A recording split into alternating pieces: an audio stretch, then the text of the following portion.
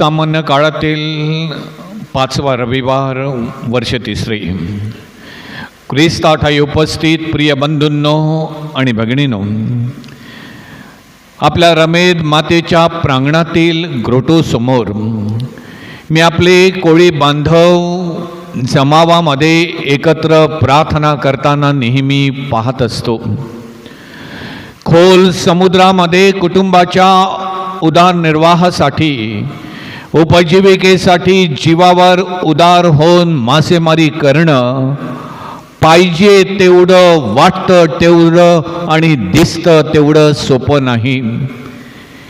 कधी कोणत्या क्षणी भर समुद्रामध्ये काय होईल, समुद्रामध्ये लाटा कधी उसळतील, समुद्र कधी खवळेल, समुद्रामध्ये झंझावात कधी निर्माण होईल, कोणत्या वेळेला कोणती परिस्थिती उद्भवेल, जीवाला आणि मरणाला कधी सामोरं जावं लागेल याची काही शाश्वती नसते, गॅरंटी नसते. एक मात्र आपल्या कोळी बांधवांच्या बाबतीमध्ये सत्य आहे आणि मी ते जवळून पाहिलेलं आहे, अनुभवलेलं आहे.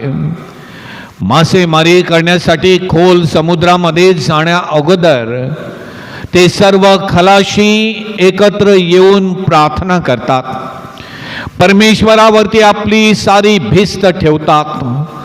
आपण करीत असलेल्या श्रमांना, मेहनतीला, कष्टाला यश मिळावं म्हणून विश्वासाने परमेश्वराजवळ प्रार्थना आणि याचना करीत असतात. वसईमधील, वसई बाहेरील असंख्य भाविक, वेगवेगळ्या धर्माचे, वेगवेगळ्या जातीचे श्रद्धावंत या रमेद मातेकडे वेगवेगळे हेतू घेऊन येतात. ग्रोटोजवळ बसून तिथं प्रार्थना करतात. कुणी परदेशी विजा मिळावी म्हणून प्रार्थना करतं, कोणी नोकरी मिळावी म्हणून प्रार्थना करतं, कोणी आजारातून मुक्ती मिळावी म्हणून प्रार्थना करतं, कोणी घरचा प्रश्न मिटावा म्हणून प्रार्थना करतं, कोणी परीक्षेमध्ये यश मिळावं म्हणून प्रार्थना करतं, कोणी अपत्याची देणगी लाभावी म्हणून प्रार्थना करतं, कोणी धंद्यामध्ये, व्यवसायामध्ये यश मिळावं म्हणून प्रार्थना करतं, तर कोणी आपला प्रवास सुखरूप व्हावा म्हणून प्रार्थना करतं, कोणी प्रसूती सुखरूप व्हावी म्हणून प्रार्थना करतं. प्रिय बंधूंनो आणि भगिनींनो, मला जे हवं आहे ते मिळवण्यासाठी माझे वैयक्तिक आणि कौटुंबिक स्तरावर श्रम, मेहनत, कष्ट चालूच असतात. आपल्या स्वतःच्या प्रयत्नाबरोबर परमेश्वराची कृपा आपल्या सोबत असावी म्हणून आपण विश्वासाने प्रार्थना करीत असतो.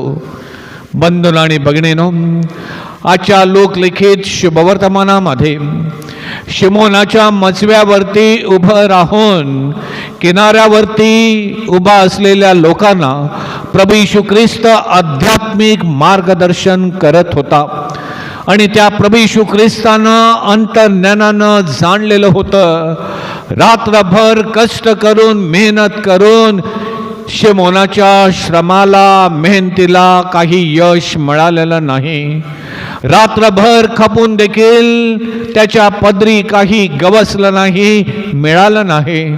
आणि म्हणून शिमोन दुःखी, कष्टी, निरुत्साही आणि निराश मनस्थितीमध्ये आहे. हे प्रभू येशू ख्रिस्तानं अंतर्ज्ञानानं जाणलं होतं. त्याच्या अंतर्मनीच्या वेदना प्रभू येशू ख्रिस्तानं जाणून त्याला सांगितलं, मचबा खोल पाण्यात हाकार. प्रभूवर विश्वास ठेवून, प्रभूच्या आज्ञेचं पालन करून शिमोनानं मचबा खोल समुद्रामध्ये हाकला. आणि काय आश्चर्य, माशाचा मोठा घोलका जाळ्यामध्ये सापडला. शिमोनाच्या जीवनामध्ये बंधू भगिनींनो, प्रभू येशू ख्रिस्ताची एंट्री झाली आणि त्याच्या जीवनाची वास्तवता आणि वास्तव हे बदललं. शिमोनाने प्रभू येशू ख्रिस्ताचं ऐकलं. थकलेला, भागलेला असताना देखील प्रभूनं सांगितल्याप्रमाणे त्यानं विश्वासानं केलं आणि प्रभू येशू ख्रिस्तानं शिमोनाचे श्रम आशीर्वादित केले, अपेक्षापेक्षा त्याला भर भरून दिलं.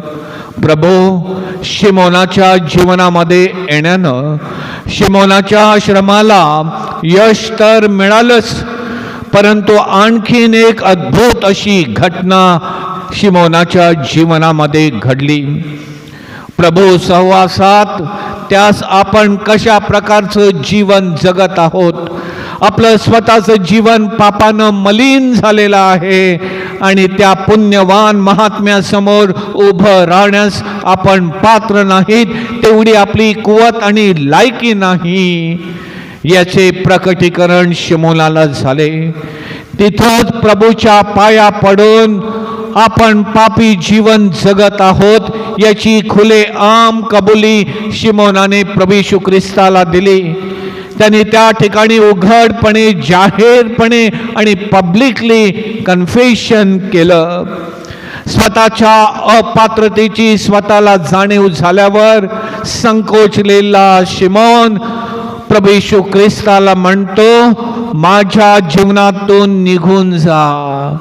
प्रभू येशूनं शिमोनाला त्याच्या कष्टाचा नुसता मोबदलाच दिला नाही, तर त्या पश्चातापी अंतःकरणाला, त्या हृदयाला आश्वासनही दिलं. शिमोना, अरे भिवू नको, इथून पुढे तू माणसे धरणारे होशील. आणि तसं घडलं. आपली पापी प्रवृत्ती आणि वृत्ती सोडून प्रभू येशूनं दाखवलेल्या सन्मार्गानं चालण्याचा आणि प्रभूचा मार्ग अवलंबण्याचा, प्रभूचा सच्चा भक्त आणि अनुयायी होण्याचा निर्धार त्यानं केला. बंधूंनो आणि भगिनीनो, जो श्रद्धावंत विश्वासानं प्रभूचा धावा करतो त्याला ईश्वरी कृपेचा आणि सामर्थ्याचा अनुभव नक्कीच येतो. आपल्या मेहनतीबरोबर, आपल्या श्रमाबरोबर प्रभू येशू ख्रिस्ताला आपल्या सोबत ठेवणं, त्या प्रभू येशू ख्रिस्ताला आपल्या सोबत घेऊन आपल्या जीवनाचा सहप्रवास करणं यशस्वी जीवनाची आध्यात्मिक गुरुकिल्ली आहे. केवळ अडचणीमध्ये आहे, केवळ संकटामध्ये आहे तेव्हाच नाही, तर जीवनाच्या प्रत्येक घटनेमध्ये, जीवनाच्या प्रत्येक प्रसंगी आणि जीवनाच्या प्रत्येक क्षणी प्रभू येशू ख्रिस्ताला प्रिय बंधूंनो आणि भगिनीनो आपण आपल्या सोबत ठेवलं पाहिजे. प्रभू सोबत आपण चाललं पाहिजे. प्रभू आपणास वेळोवेळी काय सांगतो हे वेळोवेळी आपण मनपूर्वक ऐकलं पाहिजे. प्रभूच्या हाकेला आपण प्रतिसाद दिला पाहिजे. प्रभूच्या म्हणण्याप्रमाणे आपण केलं पाहिजे. प्रभू येशूनं शिमोनाला जाळी पुन्हा सोडण्यासाठी सांगितलं, मछवा खोल पाण्यात हाकाळण्यास सांगितलं आणि शिमोनाने प्रभूच्या सांगण्याप्रमाणे केलं. यशया संदेष्टा आजच्या पहिल्या वाचनामध्ये प्रभूची वाणी विश्वासानं ऐकतो, त्या वाणीला विश्वासानं प्रतिसाद देतो. प्रभू म्हणतो, मी कोणाला पाठवू, आमच्यासाठी कोण जाईल? तेव्हा यशया संदेष्टा आजच्या वाचनामध्ये म्हणतो, हा मी आहे, मला पाठव. प्रिय बंधूंनो आणि भगिनीनो, कधी कधी आपण स्वबळावर, स्वतःच्या ज्ञानावर, स्वतःच्या हिमतीवर, स्वतःच्या विद्वतेवर, स्वतःच्या श्रमावर आणि आपल्याकडे असलेल्या पैशाच्या जोरावर आपल्या जीवनाला भेडसावणारे, आपल्या जीवनाला सतावणाऱ्या जीवन प्रवासामध्ये उद्भवलेल्या परिस्थितीशी, समस्येशी सामना करण्याचा आपल्या वैयक्तिक स्तरावर आणि आपल्या कौटुंबिक स्तरावरती प्रयत्न करत असतो. काही वेळेला आपल्या जीवनाचे प्रश्न सुटतात, काही वेळेला ते सुटत नाहीत, अपेक्षित यश आपल्याला मिळत नाही, कष्टाचे प्रतिफळ आपल्या पदरी पडत नाही. सर्वच व्यर्थ, सर्वच अनर्थ आणि मूल्यहीन असं आपल्याला वाटायला लागतं. निराशा आपल्या पदरी पडते, आपण खिन्न आणि उदास होतो. आणि मग स्वतःचे प्रयत्न संपुष्टात आल्यावर, सगळं काही थांबल्यावरती मग कोणाच्या सांगण्यावरून, कोणाच्या सल्ल्यावरून, कोणाच्या मार्गदर्शनानं आणि उपदेशानं आपण प्रभूकडे वळतो. आपले गाराणे त्याला ऐकवतो. प्रभूच्या मध्यस्थीसाठी, प्रभूच्या कृपेसाठी याचना करतो, कळकळीनं प्रार्थना करतो. बंधून आणि भगिनीनो, मागच्याच आठवड्यामध्ये आपल्या रमेदी धर्मग्रामामध्ये घडलेला एक प्रसंग, स्टेशन जवळून एक ऑर्थोडॉक्स कपल दुपारच्या वेळेला आपल्या चर्चच्या आवारामध्ये आलेलं होतं. या रमेद मातेचे आभार मानण्यासाठी, आपल्या बाळांना घेऊन रमेद मातेच्या चरणाशी ठेवण्यासाठी, त्यांच्यासाठी मी दुपारच्या वेळेला चर्च उघडलं. त्यांनी आपली दोन्ही जुळी बाळं या वेदीवरती रमेद मातेच्या चरणाशी ठेवली. पती पत्नीनं रमेद मातेच्या इमाजी समोर गुडघे टेकले, प्रार्थना केली आणि मनोमनी रमेद मातेला धन्यवाद दिले, तिचे आभार मानले. आणि त्यांनी मला सांगितलं, फादर, आमच्या लग्नाला 6 वर्ष पूर्ण झालेली आहेत. आम्ही बाळाची देणगी लाभावी म्हणून खूप प्रयत्न केले, खूप औषधोपचार केले, बराच निधी संपवला, परंतु आमच्या प्रयत्नाला यश आलं नाही. आम्हाला बाळाची देणगी मिळत नव्हती म्हणून आम्ही खूप दुःखी होतो, निराश होतो. कार्डिनल ग्रेशियस हॉस्पिटलमध्ये औषधोपचारासाठी गेलेले असताना एक ख्रिस्ती श्रद्धावंत आम्हाला भेटला आणि त्या व्यक्तीनं आम्हाला या रमेद मातेकडे येण्याचा सल्ला दिला. विश्वासानं आणि कळकळीनं त्यांनी आम्हाला प्रार्थना करण्यास सांगितलं. फादर, त्यानं दिलेला सल्ला प्रमाण मानून, ती ईश्वरी योजना समजून गेल्या वर्षी विश्वासानं आम्ही या रमेद मातेच्या ग्रोटोजवळ आलो होतो. विश्वासानं कळकळीनं आम्ही बाळाची देणगी मिळावी म्हणून या रमेद मातेकडे प्रार्थना केली. 6 वर्षानंतर परमेश्वरानं आम्हास या रमेद मातेच्या मध्यस्थीनं 2 जुळी बाळं दिली आणि आशीर्वादित केलं. आणि म्हणून या दुपारच्या प्रहरी या रमेद मातेचे आभार मानण्यासाठी आम्ही या 2 बाळांना घेऊन इथं आलो आहोत. प्रिय बंधूंनो आणि भगिनींनो, आजचं हे आधुनिक जग आणि युग तंत्र यंत्रावर, जगातील विकसित प्रगतीवरती एवढं विसंबून, एवढं अवलंबून आहे. आपण एवढे अडिक्ट झालेलो आहोत, आहारी गेलेलो आहोत, काही या बाबतीमध्ये एवढ्या थराला आणि टोकाला पोचलेले आहेत की पृथ्वीवरील काही सुशिक्षित, काही उच्च शिक्षित माणसांना असं वाटायला लागलेलं आहे की आजच्या या विकसनशील जगामध्ये, तंत्र यंत्राच्या काळामध्ये परमेश्वराचं अस्तित्व, परमेश्वराचं वास्तव्य या जगाच्या चौकटीमध्ये, हे मानवाच्या जीवनाच्या घडामोडीमध्ये कुठे बसत नाही. आमच्या जीवनामध्ये परमेश्वर कुठे फिट होत नाही.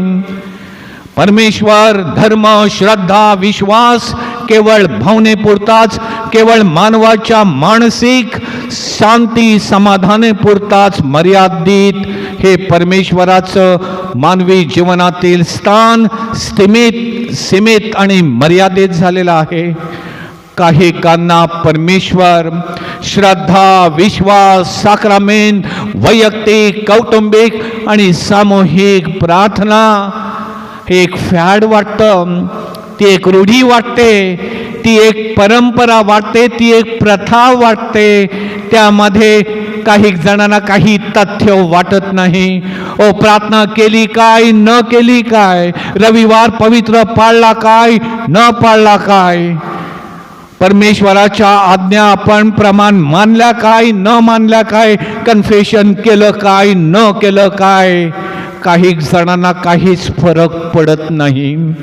ऐहिक जीवन जगातील तंत्र यंत्र, मानवी कौशल्य, मानवी ज्ञान, मानवाची शक्ती आणि मानवाची युक्ती आपल्या जीवनाचे सर्व प्रश्न सोडू शकतात. सोडवण्यास साजेशी आणि समर्थ आहोत असाही काही जणांचा समज झालेला आहे. आणि म्हणूनच आजच्या या आधुनिक काळामध्ये आध्यात्मिक उपक्रमासाठी अपेक्षित असलं सहकार्य आणि सहभाग लाभत नाही. अध्यात्माची भूक आणि तहान आपल्याला लागत नाही. जीवनाच्या समीकरणामध्ये अध्यात्म कुठे जुळत नाही, कुठे बसत नाही असं काही जणांना वाटतं. बंधूंनो आणि भगिनींनो, माना किंवा मानू नका, एक मात्र वास्तव आहे. सगळे मानवी प्रयत्न करून झाल्यावर आपले प्रश्न आपण स्वतः सोडू शकत नाही, निपटू शकत नाही. ते आपल्याला काही जमत नाही, आपल्याला काही साध्य होत नाही याची जाणीव माणसाला झाल्यावर, जीवनामध्ये ठोकर खाल्यावर, झळ पोचल्यावर, अपयश आल्यावर, सर्व प्रयत्न करून झाल्यावर, थकल्यावरती कोणी सांगितलं, कोणी बोललं, कोणी उपदेश केला की आधारासाठी आपण परमेश्वराकडे वळतो. एक शेवटचा पर्याय म्हणून परमेश्वराचा आधार घेण्याचा कळत न कळत आपण प्रयत्न करतो. आपल्या जीवनामध्ये ईश्वर कृपेने काहीतरी चमत्कार असं घडावं अशी परमेश्वराकडून आपण अपेक्षा करतो. प्रिय बंधूंनो आणि भगिनींनो, ख्रिस्ती श्रद्धेकडे, ख्रिस्ती विश्वासाकडे, परमेश्वराच्या अस्तित्वाकडे अशा दृष्टिकोनातून पाहणं चुकीचं आहे, गैर आहे. It is not moral, it is not ethical.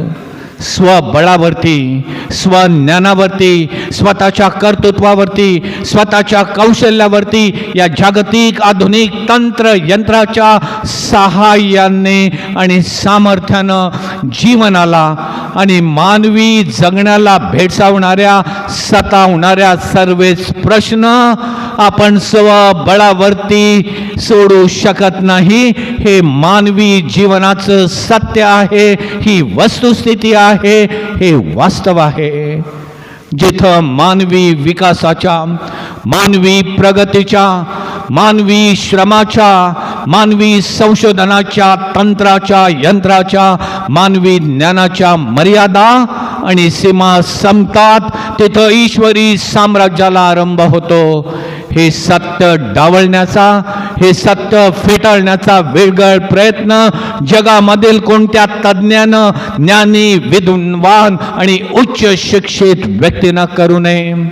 ईश्वरी कृपा, ईश्वरी शक्ती, ईश्वरी सामर्थ्य, ईश्वरी आत्मा आणि ईश्वरी ज्ञान, ईश्वराचे या जगातील अस्तित्व हे वास्तव आहे, हे सत्य आहे.